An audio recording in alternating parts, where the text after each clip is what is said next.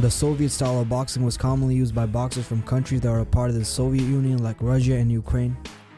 In this video, we'll take a look at the Soviet style of boxing and cover its main principles.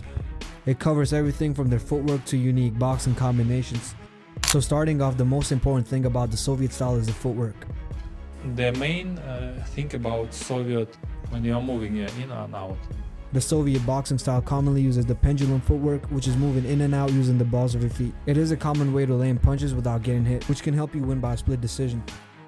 The main point of the Soviet boxing style isn't about landing powerful knockout blows, it is about landing accurate shots while constantly moving. The best way to improve at the Soviet style footwork is shadow boxing while learning how to move in and out. Once you get that right, you can start shadow boxing while using a ladder. A great example is this video of Bival. As you can see, he's light on his feet and has the ability to close in and fall back while hitting the mitts. Not to mention that he has good accuracy as well. If you just start shadow boxing and ladder drills, you should get better in a couple weeks. You should also make sure that you're good at moving sideways like Manny Pacquiao. Even though Manny Pacquiao was not a Soviet boxer, he had great footwork and was commonly seen shadow boxing and incorporating ladder drills. So the key is staying light on your feet. The second thing you need to know about the Soviet boxing style is using the lead hand to control the distance in a fight. If you closely watch the Canelo-Bival fight, you can see that Bival was using his lead hand to maintain distance from Canelo, who has a crazy punching power. One of the reasons he won was because he was utilizing the jab very well. Not to mention that he had better reach, which made it hard for Canelo to counter. A great tip is to keep your lead hand closer to your opponent so you can land jab faster and create openings for a cross. The next thing you need to know about the Soviet style is the use of 1-2 combination. The Soviet style is well known for combining the 1-2 combination with in and out footwork. The main point of the jab is to create openings and control distance, while cross is used to land powerful knockout blows. Make sure that you're adding lead hooks as well.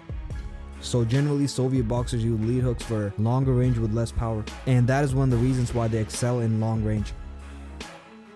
The next thing you need to know about the Soviet boxing style is to move constantly. Moving, and at the same time you can punch, not just stop, punch and move again. As you saw in the clip, the master of the Soviet style, Bival, said that you gotta keep moving.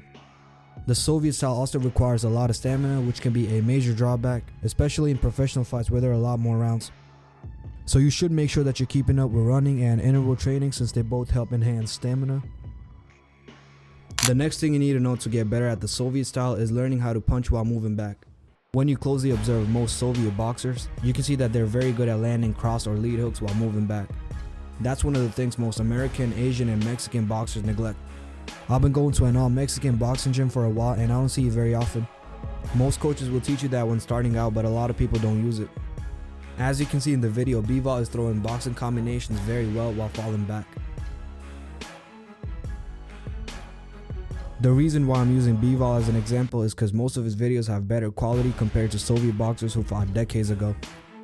Another tip to learn more about the Soviet style is to watch amateur fights, since a lot of Soviet boxers have over hundreds of amateur fights before turning pro. Not to mention that amateur fights end very quick and people don't rely on decision all the time. I believe Lomachenko had about 398 fights before turning pro. Triple G or Gennady Golovkin had about 350 and Bival had almost 270, which is a lot compared to an average American boxer or Jake Paul, who had 0 amateur fights. The next thing you need to do to get better at the Soviet style is using feints. Feints are very effective to trick your opponent into opening up so you can land a clean shot. To get good at it, you need to start shadow boxing while visualizing an opponent in front of you and use your entire body and footwork to trick your opponent. Then you can always test it out while sparring.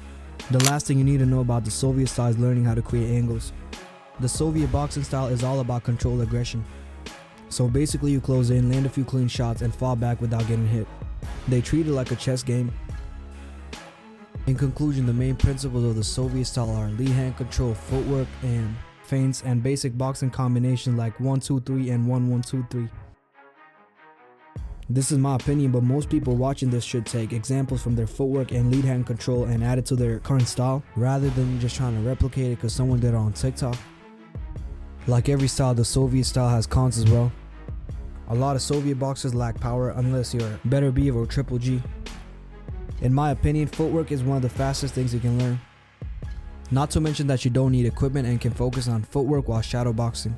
And as for boxing combinations, you can always practice it on the heavy bag or while shadow boxing.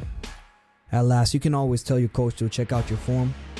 So that's pretty much everything you need to know about the Soviet style.